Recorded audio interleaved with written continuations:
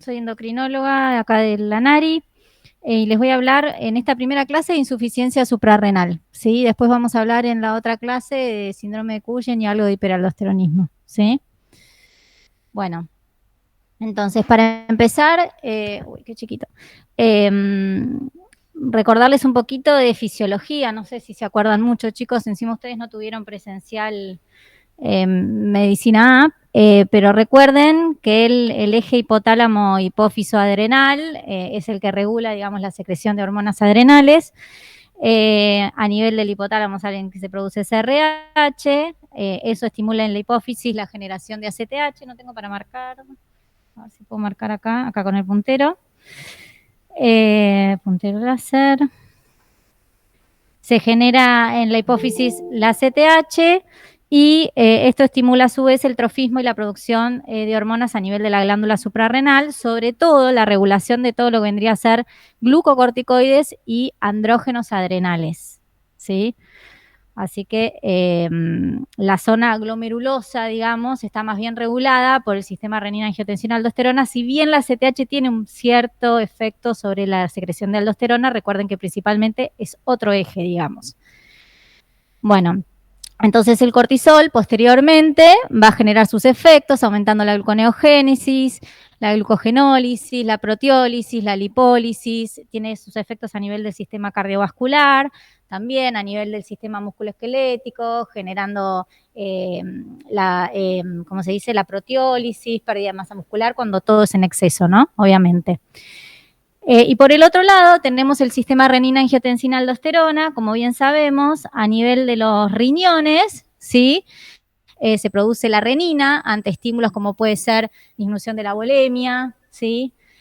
Ante la disminución del sodio, ¿sí? Ante un exceso del potasio, se genera renina, eso genera la renina, la transformación de angiotensinógeno en el hígado en angiotensina 1, y después la angiotensina 1 a nivel del pulmón, por medio de la enzima convertidora, se transforma en angiotensina 2. Y esta angiotensina 2 es la que estimula en las adrenales la generación de aldosterona. Y la aldosterona tiene como principal efecto que va a generar vasoconstricción y va a generar pérdida de potasio, ¿sí? Entonces, esto en cuanto a la fisiología, recuerden que tanto el cortisol tiene su propio ritmo, ¿sí?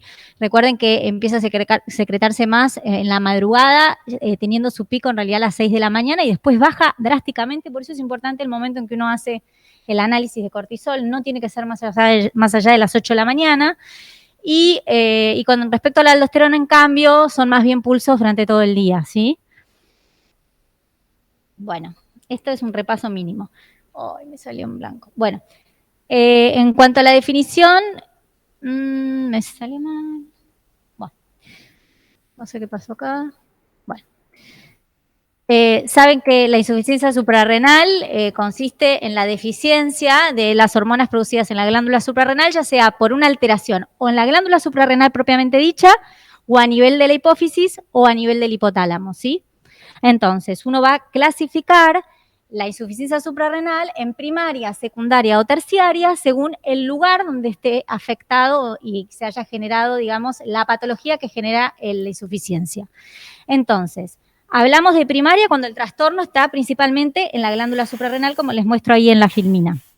Hablamos de secundaria cuando el trastorno es más bien hipofisario, ¿sí? Que en realidad puede ser tanto a nivel de la hipófisis como a nivel del tallo, obviamente, ¿sí? Y hablamos de terciaria cuando el trastorno es hipotalámico, ¿sí? Ahora, en general, nosotros utilizamos el término secundaria tanto para la secundaria como la terciaria, o sea que unimos las alteraciones en hipotálamo hipofisarias. Pero, por ejemplo, si ustedes tienen un uso excesivo de corticoides, la llamamos más bien terciaria, porque no hay o sea, lo que ocurre es que directamente se inhibe la CRH y de ahí se inhibe el ACTH y por lo tanto también cortisol, ¿sí? Entonces, empezando con la insuficiencia primaria, esto se los debo haber dado en las diapos que les llegaron en medicina A. La principal causa es la autoinmune. En general, la más frecuente es la aislada, no la asociada a los síndromes poliglandulares, ¿sí? Pero bueno, tienen que saber que existen los síndromes poliglandulares tipo 1 y tipo 2 porque muchas veces los pacientes que tienen insuficiencia suprarrenal tienen otras enfermedades autoinmunes también, ¿sí? O a veces entran con otra autoinmune y tienen que sospechar que pueden tener insuficiencia suprarrenal, porque recuerden que cuando debutan, a veces debutan con crisis y eso es una emergencia médica, ¿no? Bueno, espero que no haya nadie, mira, bueno, me avisan, ustedes no tienen para ver si hay alguien que quiere entrar y no le estoy dejando entrar, ¿no? Sí, hay 2 personas que quieren entrar, me parece. Bueno, ven esto, pero para eso tengo que dejar de compartir. Sí, ¿las podés aceptar? Bueno, vení, si querés, ayúdame, espera. Igual tengo que dejar de compartir. Así que... ya está.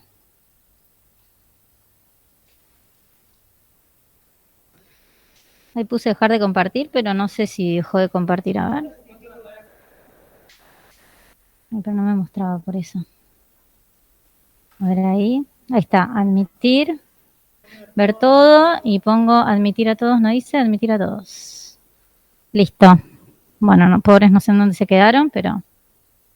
Y ahora sí voy a poner compartir pantalla, que estoy viendo... No, presentar ahora, activar... ¿Presentar ahora? Toda tu pantalla está distinta. Y esta es la que vamos a presentar. Gracias, ¿eh?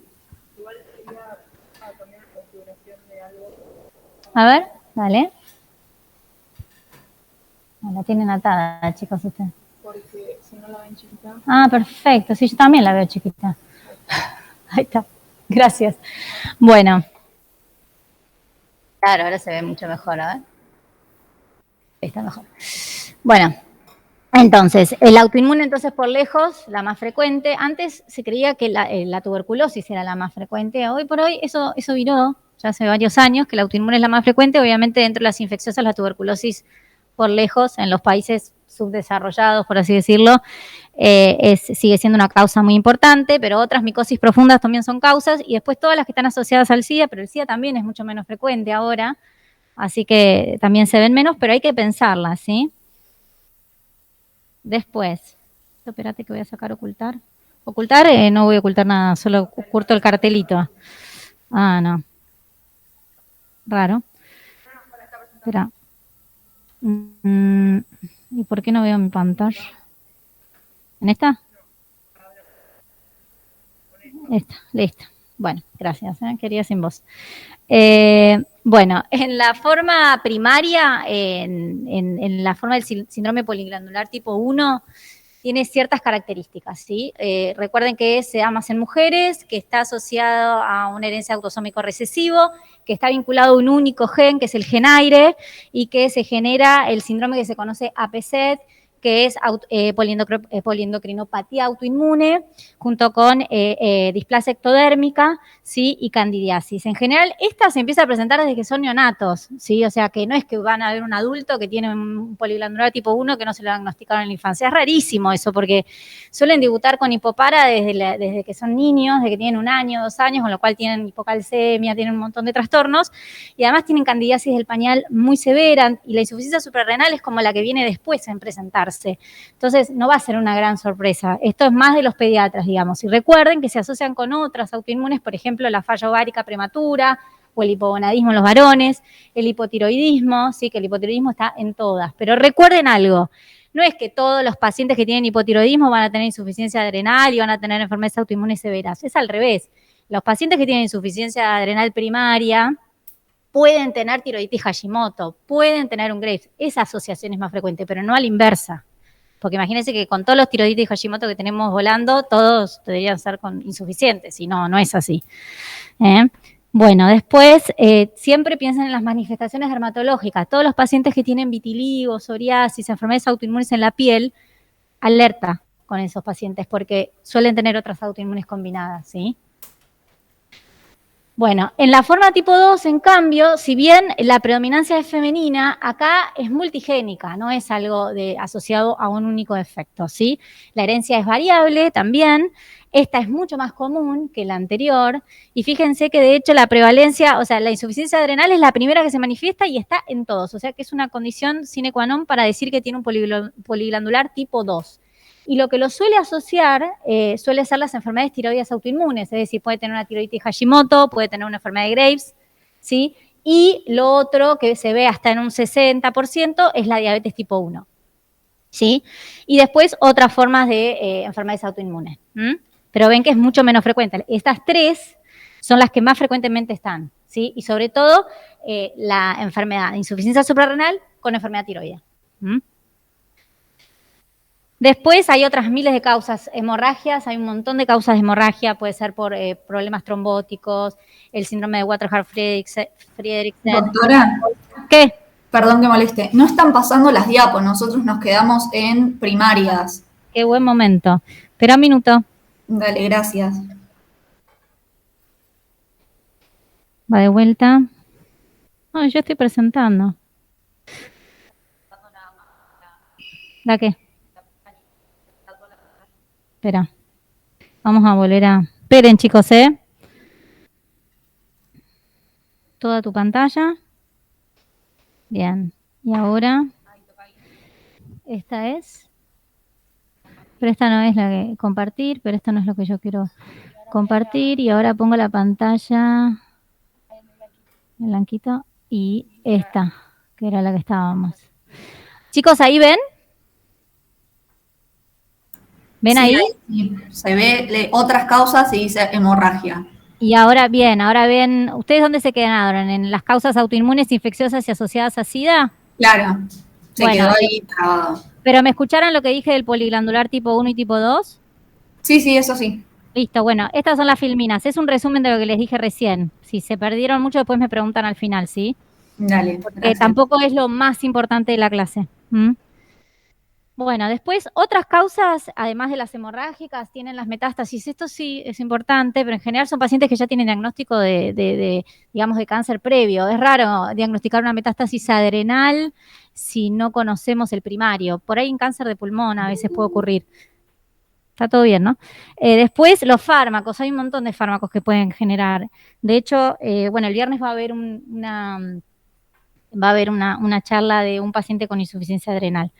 Después, con una medicación. Otras causas son las causas genéticas raras, la adrenoleucodistrofia, ¿sí? Que esto se ve más en varones, jóvenes, tiene acumulación de cadenas grasas, ¿sí? Son chicos que pueden tener retraso mental e insuficiencia suprarrenal o pueden tener solo insuficiencia suprarrenal según la severidad de la mutación. Después la hipoplasia adrenal congénita, que se da por alteraciones en los factores de transcripción, y la hiperplasia suprarrenal congénita, la perdedora de sal sobre todo, pero bueno, quédense, digamos, con las autoinmunes como principal causa, las infecciosas como segunda causa, y que hay un montón de otras causas que hay que pensar. Esta filmina, olvídenla, la tendría que haber sacado, y después pasamos a la secundaria y la terciaria.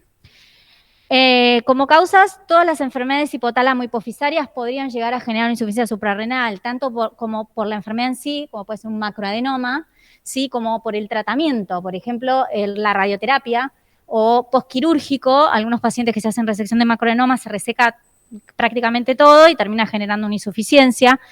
La apoplejía hipofisaria también, o sea, un infarto hipofisario que puede ocurrir. Y lo otro que puede ser es enfermedades infiltrativas del eje hipotálamo hipofisario, ¿sí? Por ejemplo, la sarcoidosis es una posibilidad. Después, ¿qué otra cosa? Esto es más complicado, pero posterior a una cirugía por un síndrome de Cushing, ¿sí? A veces se genera una insuficiencia que es transitoria muchas veces, pero es porque hubo tanto exceso de cortisol que está todo el eje inhibido hasta que empieza a recuperarse. Ojo con eso, ¿sí? O sea que puede llegar a ser transitoria. Y después, pero para nosotros es una buena señal, porque significa que probablemente sacamos todo el adenoma que tenía y las células están atontadas, pero van a despertar, pero habla de que saqué el adenoma, ¿sí? Entonces es un buen signo, en realidad en una enfermedad de Cushing, por ejemplo. Después, el uso crónico de corticoides, como les decía, inhiben desde arriba. El uso crónico de opiáceos. Chicos, esto es una causa que se ve cada vez más. El uso de opiáceos como causa de insuficiencia suprarrenal se ve y hay que pensarlo. O sea, un paciente que está con analgésicos, dolores crónicos y a veces tienen multifarmacia y toman algún opiáceo, hay que recordarlo y hay que pensarlo si empieza con mucha náusea, hiporexia, además de que, por ejemplo, la morfina, el tramadol, etcétera, puede generar esos síntomas, ¿no? Y después el déficit aislado de ACTH como causa genética, digamos que se da desde la infancia. Bueno, en cuanto al diagnóstico, lo primero es la sospecha clínica, ¿sí? Y después se confirma por laboratorio. Obviamente hay dos situaciones, después se los voy a aclarar, pero cuando uno piensa en insuficiencia suprarrenal aguda o una crisis adrenal, el diagnóstico es clínico. Después se verá a posteriori la confirmación bioquímica, pero lo pienso, lo trato, ¿sí?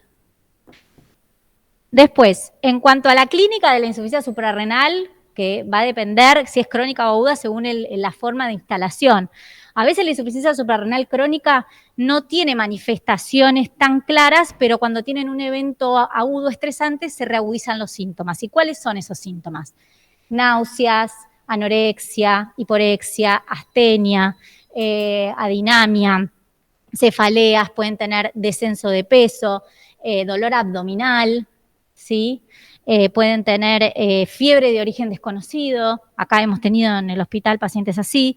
Bueno, son síntomas muy inespecíficos. Como ven, puede ser cualquier cuadro de una gastroenteritis, pero el tema es que en la forma crónica esto está como más solapado, ¿no? Es como algo medio como que es un paciente que tiene mucha intolerancia, muy cansado siempre, ¿sí? Es como que puede ser algo que no se note tanto. Y cuando tiene de golpe algo, no sé, una reagudización infecciosa, en esos casos los síntomas se profundizan y se desencadena la crisis adrenal, que ahí es como más, son más claros los síntomas, ¿no?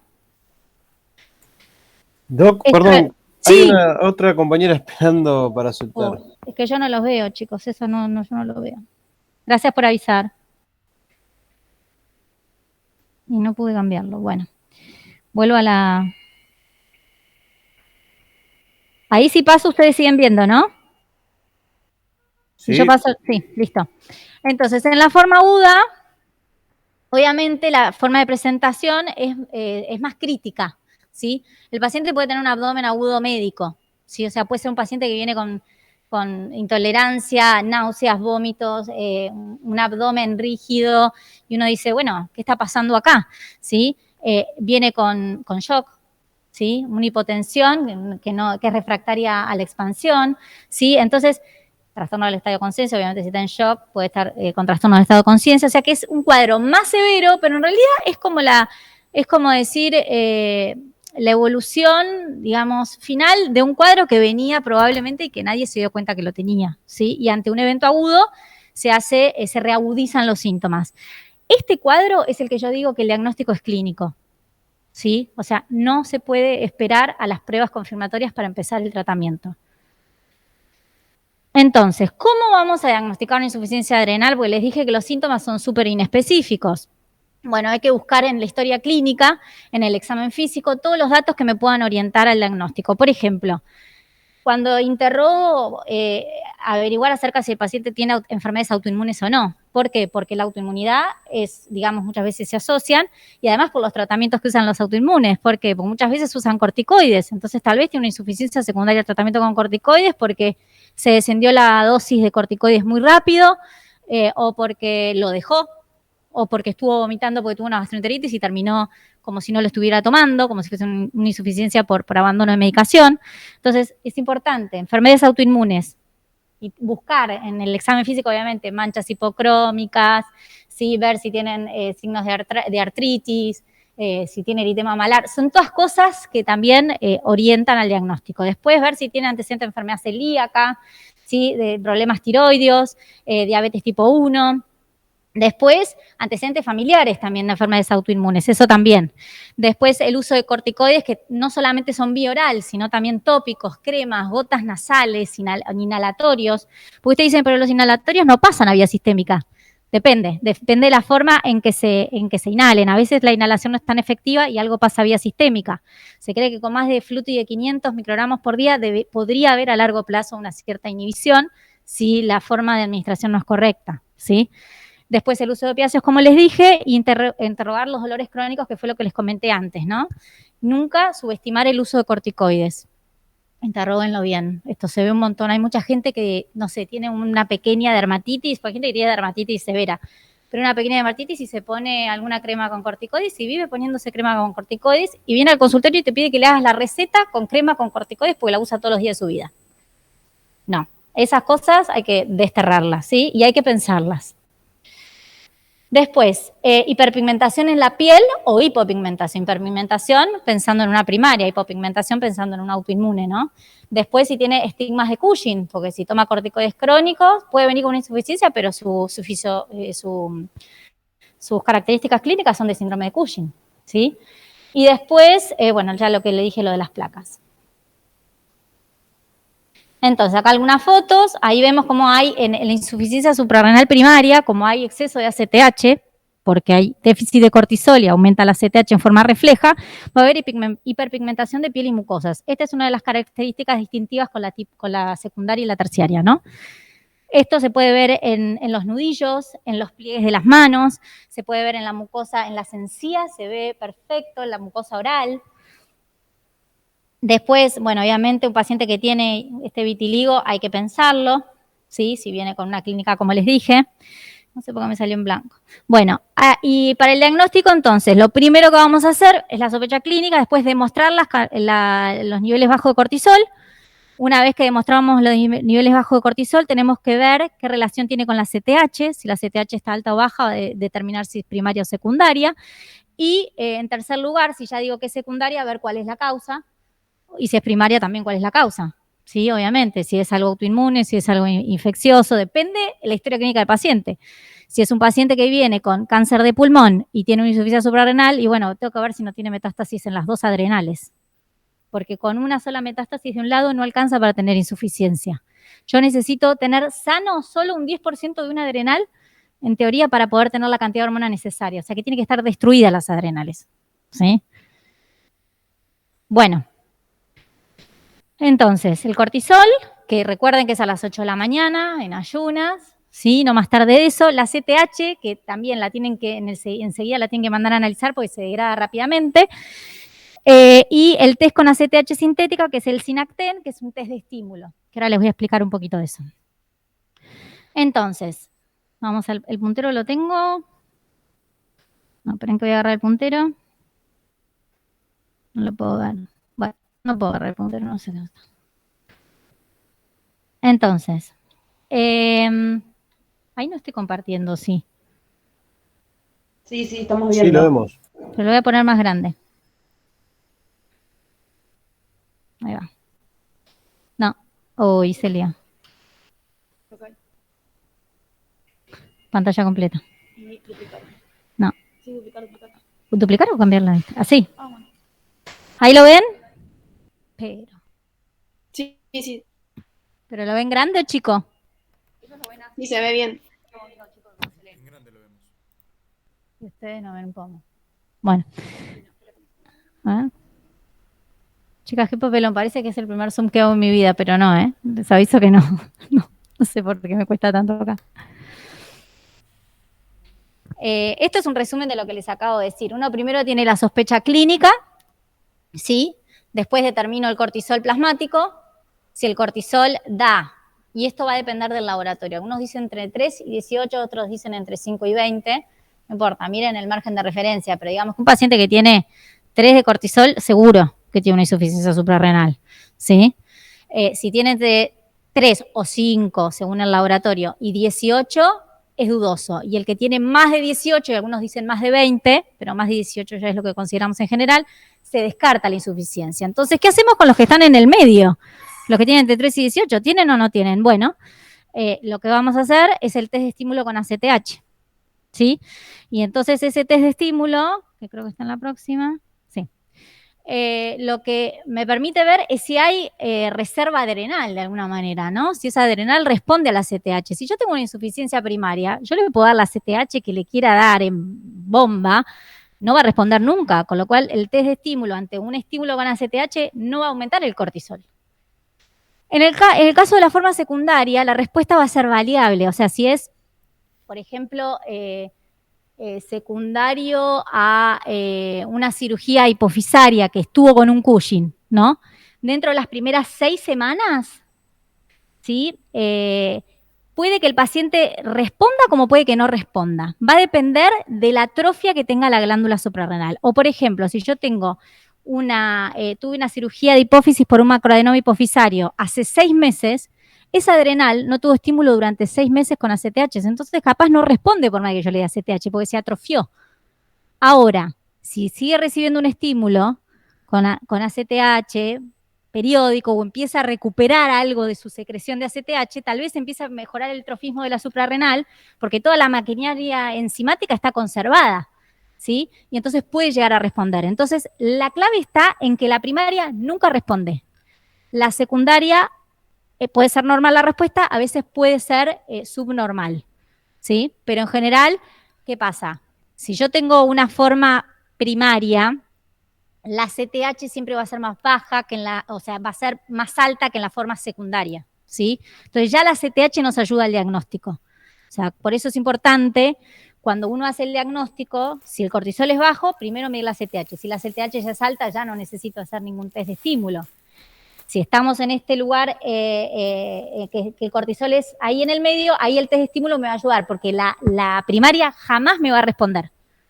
Y a veces en la secundaria uno tiene que esperar, volver a repetir en el tiempo, ¿sí? Nos habla más en la secundaria de la capacidad de reserva adrenal. ¿Se entiende lo que quiero decir? ¿O los confundí? Esto es importante. ¿Sí? ¿Entienden? Sí. Sí. Ah, es que como no veo la boca, no sé cuál habla. ¿Cómo se hace el test? Se mide a los 30 y a los 60 minutos. Hay gente que dice que solo a los 60, pero en realidad lo que se hace es, se saca... ¿Qué cosa? Sí, lo que me preguntaron acá es cómo se hace el test de Sinacten o el test con ACTH sintética. Les digo con ACTH sintética porque ahora, por ejemplo, no hay Sinacten en el mercado hace 2 años y estamos usando otra marca que no es igual, pero bueno, estamos haciendo la experiencia porque la sacaron del mercado. El test con ACTH sintética se hace así. Primero se hace un cortisol basal. Después del cortisol basal, a los 30 minutos, ¿sí? Digamos, se inyecta primero cortisol basal, se inyecta la ACTH que puede ser intramuscular o endovenosa. En general usamos endovenoso. A los 30 minutos se le hace una muestra de cortisol y a los 60 minutos se le hace otra muestra. Lo que se dice es que tiene que haber un aumento hasta más de 18 de cortisol, algunos dicen más de 20, pero en realidad con más de 18 está, o un delta, o sea, una variación de más de 9 puntos entre el basal y el de la respuesta a los, en general usamos el de los 60 minutos, porque hay pacientes que responden más lento. ¿Sí?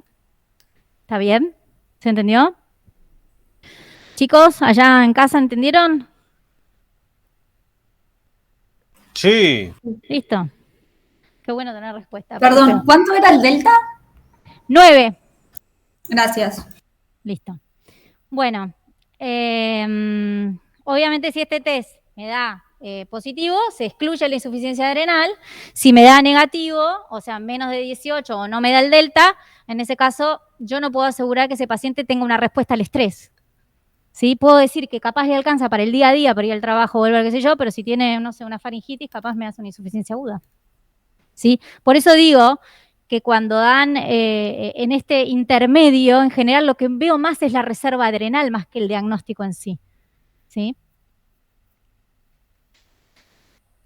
Bueno, entonces este cuadrito de diagnóstico diferencial, primaria y secundaria. Recuerden, la primaria tiene hiperpigmentación, la otra no. Hipotensión en general se ve más en la primaria, pero porque en general son pacientes que no tienen diagnóstico, no hay alarma, no hay nada, no tenés ningún dato y de golpe hacen la insuficiencia, debutan con insuficiencia aguda. Después, la hipoglucemia lo mismo, se ve más en la primaria que en la secundaria. La hiponatremia se ve en los dos. Pero recuerden que la hipercalemia no. La hipercalemia se ve solamente en la primaria. ¿Por qué? ¿A alguno se le ocurre de los que está acá? Anímense. Por atrofia de la suprarrenal. ¿Cómo? Por atrofia de la primera capa de la aldosterona, ¿no? Exacto. En la forma primaria, como está atrofiada toda la glándula, por más de que yo tenga renina, angiotensina, lo que quieras, no tengo aldosterona. En cambio, en la forma secundaria, yo tengo la glándula intacta. Lo que no me está funcionando es el estímulo de ACTH. Y a la aldosterona mucho la ACTH no le importa, no le sirve, ¿sí? Entonces, eso quiere decir que en la primaria, si yo tengo hiponatremia e hipercalemia, piensen en primaria. Ahora, si tengo solo hiponatremia, puede ser cualquiera de las dos, porque en la forma secundaria, por el déficit de glucocorticoides, puedo tener un CIHAD, un tipo símil CIJAD. De hecho, cuando ustedes estudian hiponatremia, vieron que los diagnósticos diferenciales son hipotiroidismo e insuficiencia suprarrenal, porque es otro mecanismo de hiponatremia en el déficit de glucocorticoides. Entonces, eso ténganlo en cuenta. En la forma primaria tenés las dos causas, el déficit de glucocorticoides, pero tenés el déficit de aldosterona como causas de hiponatremia. ¿Listo? Esto es re importante, seguro que se lo toman porque les encanta tomar eso. Después... Perdón, Doc, ¿puedes repetir lo del CIJAT? No lo entendí la relación, perdón. Está bien. Que cuando hay déficit de glucocorticoides, hay un CIJAD, por así decirlo, una secreción inadecuada de hormona antidiurética. Y eso genera hiponatremia. ¿Sí? Y es indistinguible de un CIJAD por otra causa. Entonces, cuando uno hace en el algoritmo de hiponatremia, cuando estudies hiponatremia, vas a ver que para hablar de CIJAD en sí, uno tiene que descartar insuficiencia suprarrenal e hipotiroidismo, porque son dos causas de hiponatremia eubolémica. Gracias, Doc. Ahí está. Después, la CTH va a estar alta en la primaria, va a estar normal. Miren lo que estoy diciendo. Está normal o baja, está bien lo que digo. Porque puede ser una normal inadecuada para el valor de cortisol. O sea, si yo tengo una CTH de 17, pero tengo un cortisol de 2, por ahí está dentro del rango de referencia la CTH, pero eso es inadecuado. ¿Se entiende? Debería estar altísima. Entonces, si es secundaria, va a ser normal, baja. Si es primaria, altísima. Altísima, pero cuando digo altísima es altísima, da alta. Después, la respuesta a la CTH en la primaria no está y en la otra puede ser variable, como les dije. Y después la aldosterona en la primaria va a estar disminuida y en la secundaria va a estar normal, ¿sí? Y la renina, obviamente, en la primaria va a estar, la actividad renina va a estar alta en la primaria de forma compensatoria porque no tengo aldosterona y en la secundaria va a estar normal, ¿sí? De hecho, no los quiero confundir, pero la actividad de renina plasmática, si uno ve en una insuficiencia suprarrenal primaria la evolución de los cambios bioquímicos que se van generando, la actividad renina es lo primero que se modifica. Después se modifica la CTH y lo último que cae es el cortisol.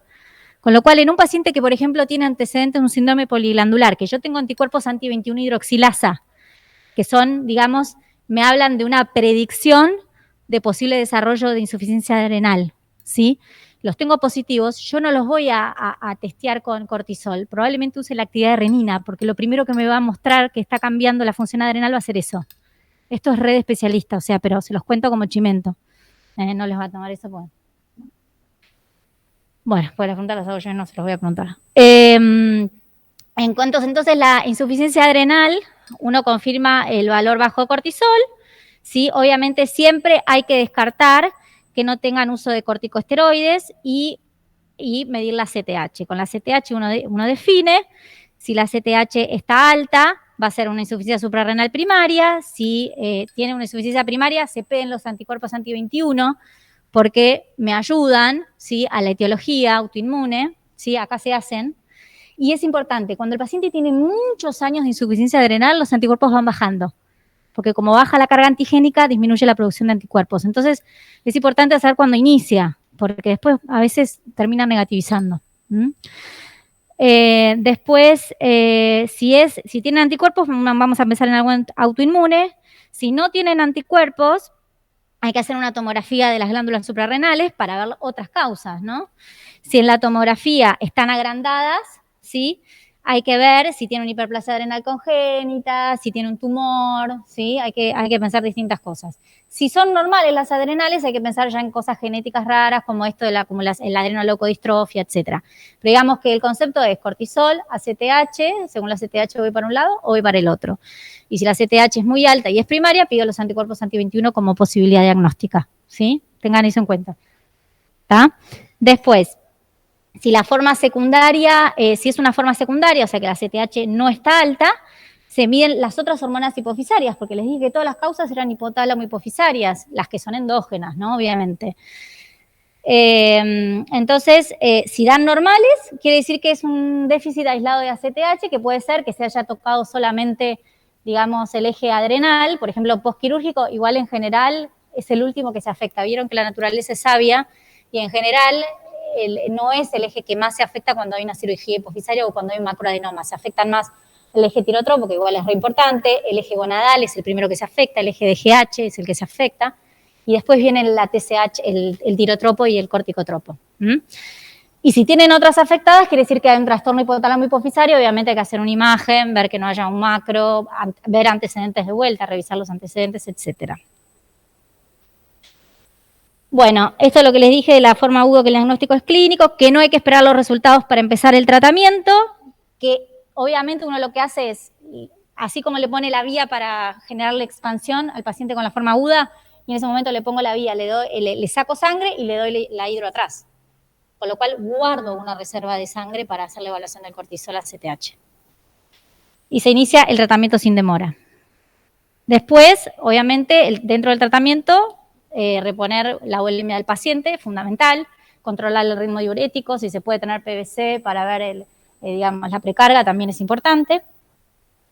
Y se expande obviamente con solución salina en dextrosa o con solución salina, depende. En general ponemos solución con dextrosa. Salina con dextrosa. Y esto, chicos, es algo que siempre tienen que tener los pacientes, que son las pautas de estrés. Ya sea agudo, crónico, ¿por qué? Porque esto es lo que evita que tengan una crisis adrenal. ¿Sí? Si el paciente no conoce la patología que tiene, que es el que está con él mismo todos los días de su vida, porque nosotros no estamos al lado, el paciente cae con crisis adrenales a repetición.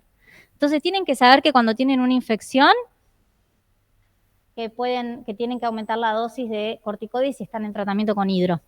¿Sí? Tienen que duplicarla, mientras que dure el proceso infeccioso, la fiebre, el momento más agudo. Si se van a hacer una cirugía, les tienen que dar dosis de estrés en la inducción anestésica durante la cirugía y postquirúrgico. ¿Sí? Siempre, y si sale todo bien, después al día siguiente pueden pasar a la vía oral, pero si el paciente está medio crítico, se sigue con endovenoso. ¿Sí? Después, lo otro importante es que si tienen una gastroenteritis, hay que avisarles que los días que están con la gastroenteritis, que se la apliquen intramuscular, por ahí 60 miligramos, 50, es un poco más de lo que usan habitualmente, porque la dosis que les damos como reemplazo no es más de 20 miligramos. Y además por otra vía, porque si está vomitando todo el tiempo, no la va a absorber. Y después que tengan siempre una chapita con una identificación que digan que tiene insuficiencia suprarrenal, porque si tiene un accidente en la calle y no se sabe, el paciente no la pasa. Después, y esto lo repasamos siempre que viene al consultorio. Le damos esto desde el primer día y lo repasamos. ¿Te acordás las pautas de estrés, para evitar las crisis adrenales? El tratamiento de la forma crónica, digamos, va a ser con hidrocortisona, ¿sí? En general tratamos de usar dosis más bien bajas, 15, 20 miligramos. Antes se usaban 25, 30, pero vemos que hay mucho sobretratamiento, aumenta la glucemia, empeora el perfil metabólico. Entonces tratamos de usar la dosis mínima posible, que en general ronda alrededor de los 20 miligramos. Si la forma es secundaria, a veces usamos 15, pero en las formas primarias menos de 20 no usamos. Y se puede dividir en 2 y en 3 dosis. ¿Sí? El paciente con la forma primaria en general se la dividimos en 3 dosis porque si no, no llegan al final del día, llegan como arrastrados. Pero el paciente que tiene forma secundaria, tratamos de darle la dosis mínima y les damos a la mañana y a las 5 de la tarde, porque capaz hay algunos que con el tiempo arrancan, y si yo le inhibo dándole a la noche algo de hidro, capaz su ACTH nunca va a arrancar, entonces tampoco me voy a enterar, ¿sí? Entonces la forma secundaria a veces es como que les dividimos solo en 2 dosis y les damos menos dosis, los desafiamos un poquitito. En la forma primaria no desafiamos nada, les damos la hidro, 25 miligramos o 20 miligramos, empezamos con 20 y si con eso está bien y lo dividimos en 3 dosis, ¿sí? En general. Yo trato de hacerlo en 2. Si veo que no llegan bien a la noche, les doy una dosis a las 7, 8 de la noche. No más tarde, porque después no pueden dormir. Bueno, y en la primaria fludro, también se usa fludrocortisona porque no tienen aldosterona, pero les voy a ser sincero, hay pacientes que necesitan una mínima dosis de fludro, pues si les das 2 comprimidos por día, o sea, la dosis entre 0,05 y 0,2. Ponele, la mayoría de los pacientes yo los tengo con 0,05 o 0,1. 0,2 es rarísimo, genera mucho edema, no tanto. Y a veces usan una dosis en invierno y otra en verano. En verano se deshidratan más por el calor, entonces capaz ahí usan 0,1 y en invierno usan 0,05. ¿Sí? Y el control del tratamiento de la insuficiencia suprarrenal no es por laboratorio, ¿sí? Es clínico, ¿sí? Vemos las edemas, vemos la presión arterial, vemos el ionograma, porque obviamente si le doy fludro, digamos, va a cambiar la calemia, ¿sí? Doctora, una pregunta. Sí. En la insuficiencia suprarrenal primaria, ¿el Sí. compuesto 1 te viene la hidrocortisona con la fludrocortisona No. o son 2 fármacos? por Son separado. 2 comprimidos separados, o sea, la hidro viene por un lado, la fludro viene por el otro. Por lo que les decía, no todos los pacientes necesitan la misma cantidad de fludro y algunos ni siquiera necesitan, algunos usan por épocas. ¿Y la hidrocortisona es la misma dosis que en la secundaria? Eso No también sé. se los dije. En realidad, en la forma primaria en general necesitan un poquitito más. La secundaria a veces tratamos de tenerlos con la dosis mínima posible. O sea, en la forma primaria ponerle que usamos alrededor de 20 miligramos. Algunos 25, pero raro, 20. Y en la forma secundaria tratamos de usar 15, ¿no? A veces llegamos a 20, pero usamos 15. Tendemos a tratar de usar lo menos posible por la posibilidad de que en algún momento se recupere la forma Perfecto. secundaria. Hay pacientes que no se recuperan nunca, pero con 15 andan bien, ¿sí? Y la fludro viene separada de la hidro. Y para el control del tratamiento uno ve presión arterial, edemas, en el caso de la primaria que están con fludro, ¿no? Actividad de renina plasmática, porque la idea no es que baje a 0 la renina plasmática, o sea, que esté en un valor más o menos normal alto, ¿sí? Y la calemia. Recuerden que la insuficiencia está hipercalémico, cuando yo le doy la fludro va a bajar la calemia. No me quiero ir ni a un extremo ni al otro, ¿sí? Y en los que están solo con hidrocortisona, en realidad el control de tratamiento también es clínico, que no se me ponga Cushing, obviamente, porque sería como una catástrofe, ¿sí? Que no esté con hiperglucemia, que no esté, porque si no, lo estoy sobretratando. No nos sirve ni el cortisol plasmático, no nos sirve el CLU o el cortisol urinario de 24 horas, nada es buen parámetro para ver si la dosis es excesiva. Lo que más nos guía es la clínica, ¿sí? Y esto es importantísimo, lo que le decía, informar a los pacientes sobre su enfermedad, darles una identificación de que tienen esto, siempre anticipar las pautas de estrés, adecuar la dosis de corticoides en los estados de emergencia, que sepan esto, y reconocer el tiempo de inadecuada respuesta al estrés tras el uso de corticoides sintéticos. O sea, si un paciente está con corticoides sintéticos por vía oral, que sepan que la respuesta al estrés puede estar alterada. Capaz están con 2 miligramos y con eso están bien para el día a día, pero un paciente con delti 2 miligramos, de golpe te hace una colecistitis, no le va a alcanzar. ¿Sí?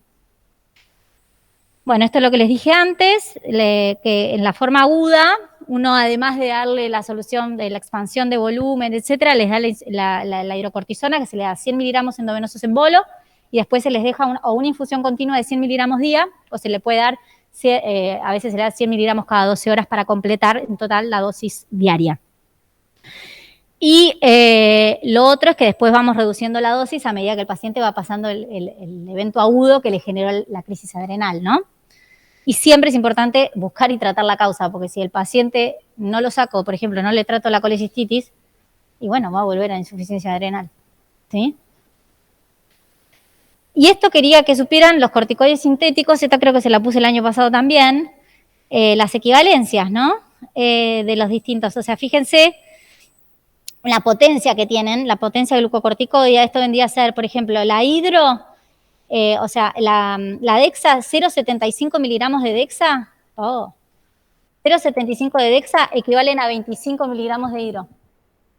O sea que con darse dexa 8 miligramos porque se dieron porque están con un dolor lumbar tremendo, qué sé yo, y es de depósito, eso va a inhibir el eje. El tema es que en general es transitorio. Si yo me doy una aplicación de dexa porque estoy con una lumbalgia tremenda, me dan un glucocorticoide de depósito, me va a durar un mes y probablemente mi eje arranque de vuelta, ¿sí? Ahora, la gente que tiene lumbalgia crónica a veces se dan una tras otra. Y ahí nunca sabemos cuándo recuperan el eje y las tenemos que ir mirando. Y ahí es importante esto. A veces nos pasa que nos llega al consultorio un paciente con un cortisol de 2. Y vos lo ves caminando, como si nada, no tiene estigma de nada, no tiene antecedente de nada. Interrogás, ¿usted tiene algún dolor crónico? Sí, tengo unos dolores de espalda tremendos. ¿Se aplicó algo? Ah, sí, hace como un mes que me aplicaron. Bueno, ahí tienen el cortisol bajo. No está en insuficiencia el paciente, tiene un eje inhibido. Pero si esa señora capaz hace una colecistitis aguda, no sé cómo va a responder. Entonces hay que decirle que esté atenta, darle pautas de estrés, pautas de qué síntomas puede tener, y mirarla, decirle, bueno, te hago un análisis en 15 días. Y a veces empieza a picar el cortisol, levanta rápido. Ahora, si ella viene aplicándose todos los meses, esa paciente va a ser una insuficiencia seguro. Y el tiempo de recuperación del eje adrenal cuando está suprimido por el uso de corticoides no es inmediato, ¿sí? en general puede tardar de 8 meses a 2 años. Y hay pacientes que después de 2 años siguen inhibidos cuando vienen con corticoides de larga data. Que a veces es necesario, chicos, porque un lúpico, una artritis reumatoidea, necesitan los corticoides y a veces cuando les bajan la dosis vuelven a recaer. Pero tenemos que estar atentos con esto, ¿sí? Bueno. Eso es todo. Listo. Sí. Sí. No, yo lo que voy viendo es, en general, cuando el paciente es un paciente que viene con corticoides, lo que me preguntó la compañera, perdón, que ustedes no escuchan, es cómo se hace el tapering, el descenso progresivo de corticoides, ¿sí? En general, yo intervengo cuando el especialista me dice, quiero sacarle los corticoides. Entonces, están con la dosis mínima que ellos quieren. Por ejemplo, un Delti 2 miligramos. Una meprednisona de 2 miligramos es casi una dosis fisiológica equivalente a hidrocortisona 20-25 miligramos. Entonces yo sé que cuando llegan a esa dosis, yo lo puedo pasar a hidrocortisona, que es mucho más fisiológico que la Delti, porque la vida media es más baja, es más corta, perdón. Entonces los paso hidrocortisona 25, por ejemplo, y les voy bajando la semana siguiente, les bajo a 20, y después les bajo a 10,5, lo más rápido posible. A veces tardo 4 días, cada 4 días les voy bajando, de 25 a 20, de 20 a 10,5 para que quede con 15. Y después, al mes de estar con hidro, en general lo que le hago es hacer un cortisol sin recibir la hidrocortisona del día anterior a las 5 de la tarde y la de las 8 de la mañana del día que se sacan sangre, que es como estar 24 horas sin hidro. Si el cortisol ahí ya está en alrededor de 8, por ejemplo, ahí puedo sacarle la hidrocortisona y dejarlo con pautas de estrés. Porque recuerden que yo sé que le alcanza el cortisol para el día a día, pero no sé cuál es su respuesta al estrés. ¿Sí? Puedo hacerle un test de Synacten, pero probablemente si recién está arrancando el cortisol, el Synacten no me va a dar correcto. ¿Sí? Entonces espero un poquito. Hay pacientes que arrancan enseguida y el cortisol de 8 al mes siguiente pasa a ser a 15, y yo sé que ese paciente está teniendo una muy buena respuesta y está desinhibiendo su eje. ¿Sí? Y si el cortisol me llega a dar más de 20, no tengo que hacer ningún Synacten. Si me da más de 18, tampoco lo hago. ¿Sí? Pero es muy artesanal. Y además, acuérdense algo, el paciente que viene con corticoides crónicos, además de poder tener insuficiencia renal, puede tener síndrome de deprivación de corticoides. Los pacientes tienen como una dependencia física al corticoides, porque el glucocorticoide genera cambios psíquicos, genera euforia, genera un montón de cosas que cuando uno pasa a tener niveles más bajos, realmente los perciben, aparece el ánimo deprimido, astenia, mialgias, empiezan con toda una necesidad que dicen, no, estoy insuficiente, me falta, y te lo piden. Y a veces hay que decirles, es un esfuercito. Hay que hacer un esfuerzo y poder distinguir al paciente que está teniendo la deprivación del paciente que está con la insuficiencia. Nos pasa con los pacientes con enfermedad de Cushing, que han tenido valores de cortisol altísimos, y de golpe uno los opera, y los pacientes igual siguen con muy mala calidad de vida, porque tienen como una dependencia de esos valores altos de cortisol. ¿Sí? Otra cosa, para distinguir, recuerden, un paciente que viene con un cortisol bajo, pero viene con clínica de Cushing, piensen, lo primero que tienen que pensar es en consumo de glucocorticoides exógenos. ¿Sí? O sea, si ustedes tienen un paciente, y recuerden, el paciente que viene, perfecto, caminando, que acaba de ir a correr, que va a su vida perfecta y tiene un cortisol bajo, piensen que se puede haber aplicado algo de depósito, etcétera, y que sea solamente un eje inhibido. O sea, que el contexto clínico es súper importante. ¿Sí? ¿Está bien? Y la principal causa de insuficiencia por lejos es el consumo crónico de corticoides. ¿Ah? ¿A partir de cuánto tiempo se considera que es crónico, que hay que empezar a examinar el uso de corticoides? ¿De cuánto tiempo uno empieza ¿Cuándo puede generar un efecto de inhibición del eje con el uso de corticoides? Esa es la pregunta. Se cree... se escucha allá también? Claro. Yo les repito la pregunta, chicos. La compañera me pregunta, ¿cuánto tiempo de uso de corticoides se considera crónico para pensar que puede tener una supresión del eje? Bueno, con 3 semanas de una dosis de meprednisona 5 miligramos es suficiente para tener una supresión del eje. ¿Podría ser menos? Sí, se han visto casos. No hay una respuesta correcta en el sentido de que hay un montón de estudios hechos y la respuesta es no hay una dosis segura de corticoides.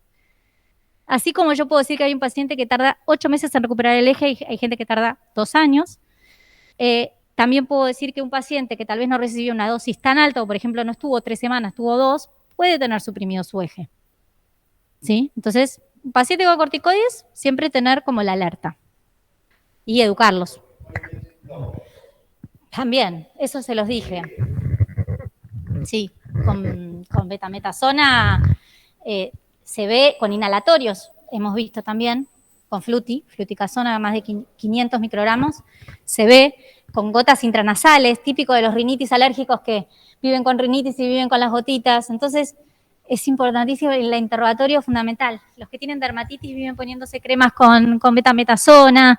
Hay pacientes que simplemente se lo ponen cuando tienen una cicatriz por algo y siempre tienen una cicatriz y viven con la pomadita en la cartera. O sea, realmente es algo que si uno no lo interroga, se lo come. Sí. ¿Alguna otra pregunta? ¿Allá en casa alguna pregunta? Chicos, ¿están ahí? Bueno. Listo. Bueno, a las 11. Sí, escucho. No, gracias. Ah, no, de nada, de nada. Bueno, a las 11 tenemos